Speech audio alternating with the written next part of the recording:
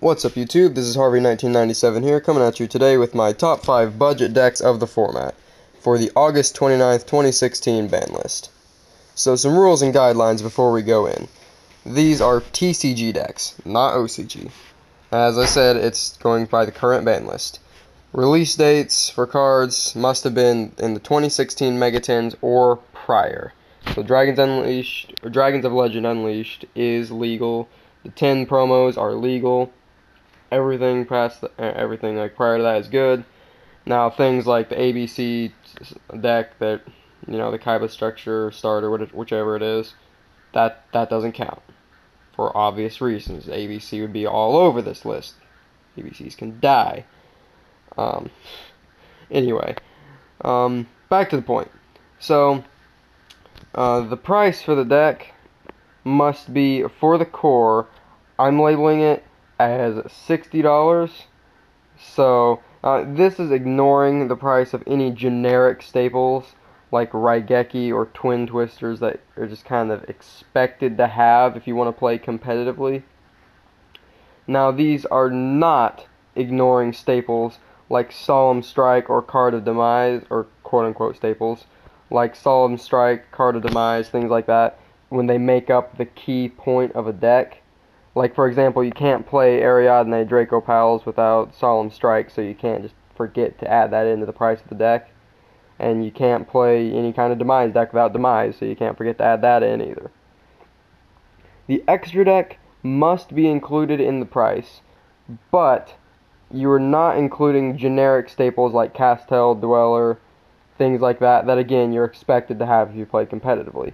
Now, for example, let's say you're playing Cyber Dragons. Yes, you would have to add in the price of Cyber Dragon Nova and Cyber Dragon Infinity, because you really need those for the deck to function.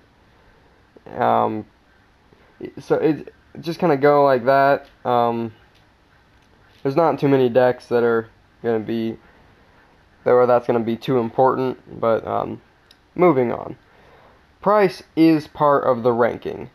What I mean by this is that BA may be like my example, BA may be a better deck than Monarchs, but given the price constraints, Monarchs may do better with, if given only the $60 for the core, Monarchs would likely do better.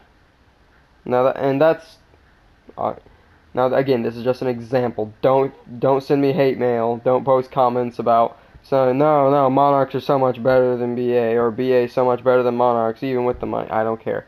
This is an example. I just needed 2 random decks to say that people would know about. So let's hop right into number 5. Utopia.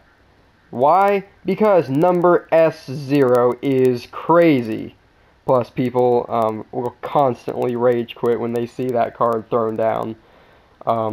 This thing wins games on its own, and you really only need 1 copy of it to completely swing momentum in your favor. You can run 2, but you don't really need it. Plus, Utopic Zexal, even though it's a Shonen Jump promo, I got mine for $8. So, I mean, it's pretty cheap. Now, Utopia the Lightning, yeah, this deck has very easy access to it and can easily run 2 or 3. My build, I run 2, and I think that's fine. Now, you're also probably thinking, well, Utopia the Lightning's a little pricey too. Right, but you can get it within reason, though. And even, you only really need 1, I'd say. So, you're fine with that. The rest of the deck is dirt cheap, too. So, and plus, Utopia the Lightning, though it hasn't been released yet, and I'm kind of bending the rules for this. Although I'd still put it in the ranking even if it weren't for this. He is getting a reprint in the Dark Illusion Special Edition, so it'll be a lot cheaper and easier to access. And finally for this deck, Xyz's Change Tactics is still really good. People do things like banish the top 10 cards of their deck to draw 2.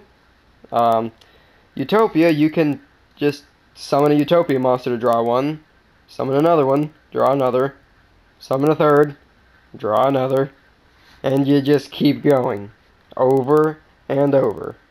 That card gives the deck a lot of advantage and speed. Very good. Number 4, Raid Raptors. Why? Ultimate Falcon.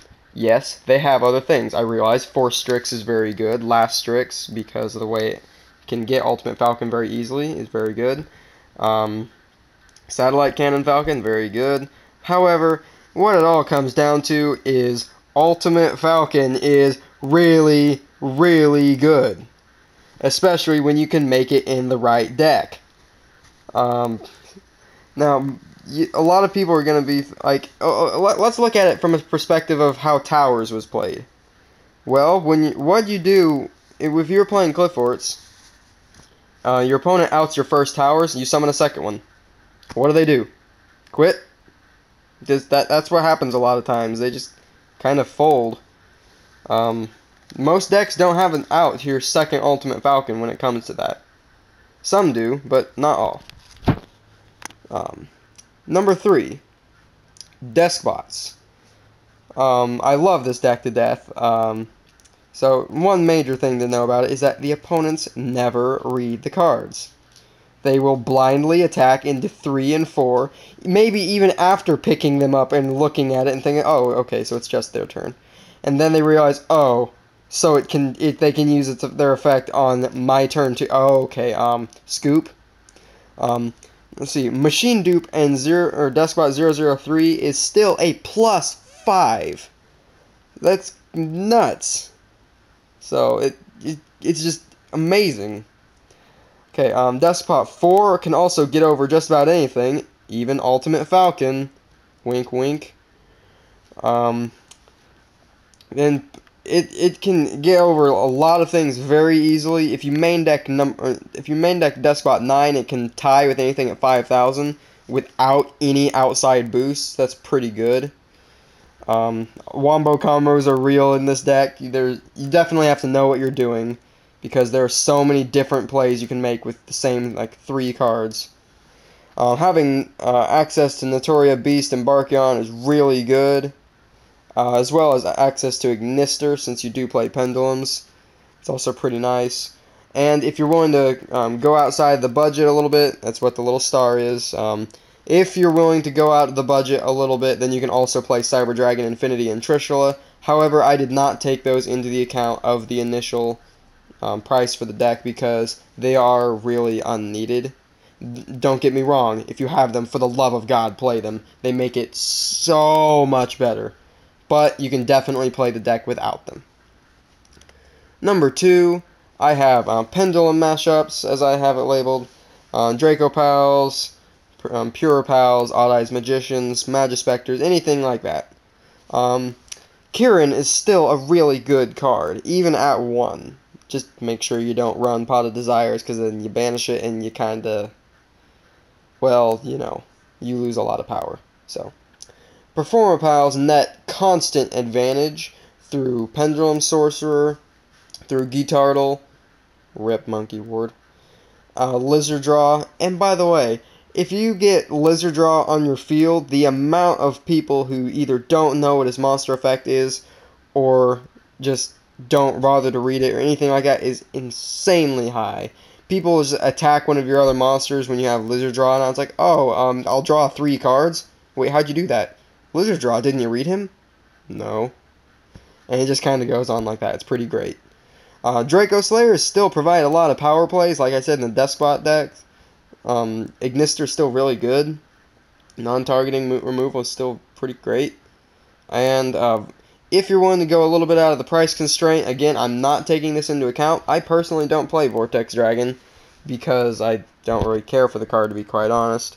But again, if you like it and you're willing to go a little bit outside of the price constraint, Vortex Dragon is another very good option. Some honorable mentions I have. Ignites. They're stupid consistent just by their initial card design. Painful Decision is getting a lot cheaper now, and Templar you can get for like $2 now. It's pretty good. So an Ignite deck is going to be pretty cheap at this point. Blackwings, again, ridiculously consistent. They have a huge card pool, and they have been supported for almost 8 years. So, I mean, there's so many different options you have to do with the deck. plus you have new things like Sohoya and Gofu. They're just crazy good. So there's so many ways to play it, so many good cards in it, and yet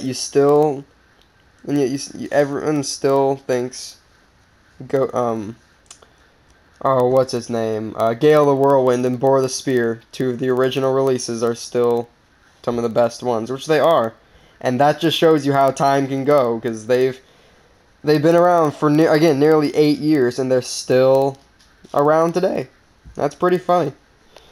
And also, they have access to any of the generic synchros, pretty much. So, like having access to things like Coral Dragon, Psyframe Lord Omega, if you'd want to play that. It's still pretty good.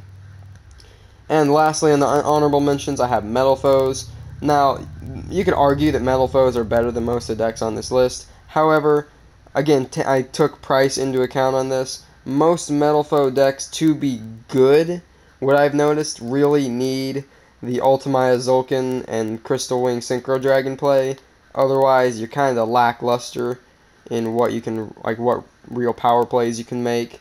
The deck's good, I'll give it that, but and also losing Kieran to 1 really hurts that deck, because unlike the other Pendulum Mashup decks, Metal Foes didn't really have a whole lot going for it outside of being able to set up just like a wall, I guess. And Kieran was a very necessary part of that wall. Without it, it's pretty lacking. But, nonetheless, it'll still get better. Number 1, I have Trains. Why? Because rank 10s, they have your Felgrand, being number 81, your big cowboy for game, being Gustav Max, spot removal with Gangaridai. If you want to play it, you got Harpy's Feather Duster with Super Dimensional Robot Galaxy Destroyer. I highly recommend that card. I don't know why anyone else doesn't play it. It's really good. And the Spiders. The Spiders are just great. So, the deck can play virtually any Floodgate. Anti-Spell is a little pricey, but it's still good if you can afford it. I didn't include Anti-Spell in the price for this because I didn't originally have it in my deck, and I was doing fine without it. Vanities is really cheap anyway. You can get things like Skill Drain pretty cheap too, so being able to play those is pretty nice. If you want to play the Kaijus in the Train deck, unlike other decks, they'll actually have a purpose for you. Like, you can use Jizukiru for your actual rank 10 plays, rather than just kind of it being the tribute over, have a Kaiju. It's actually, it actually can further your plays, rather than just disrupt your opponent. And, Shaddoll Fusion is still really good. I did not actually put the Shaddoll engine into account on this. I was actually putting the price for Kaiju trains or pure trains into this, because Shaddoll Fusion and Shekinaga, if you didn't know, have been hyped because of this deck, and they're kinda expensive. So, but nonetheless, they're still very good if you have them. Like, I picked mine up for $6 each, I believe. And the Shekinaga I got online for $3, and now it's like $10. But if you picked them up before, you're in great shape. If you didn't, well, just don't play Shadolls. The trains are still, they still have plenty of power plays without it. Just normal summon Night Express Knight, summon Daracrane, make 81. That's a great play. Disruptive and offensive and defensive. It's just wonderful. Yeah, that is my list for the top 5 decks for the budget plays, or the budget players anyway, for this format. If you guys like this video, please tell me by giving me a like, and I will try and make more things like this in the future. If you have anything else to say, leave me a comment, subscribe to my channel if you enjoy my content, and I will catch you in my next video.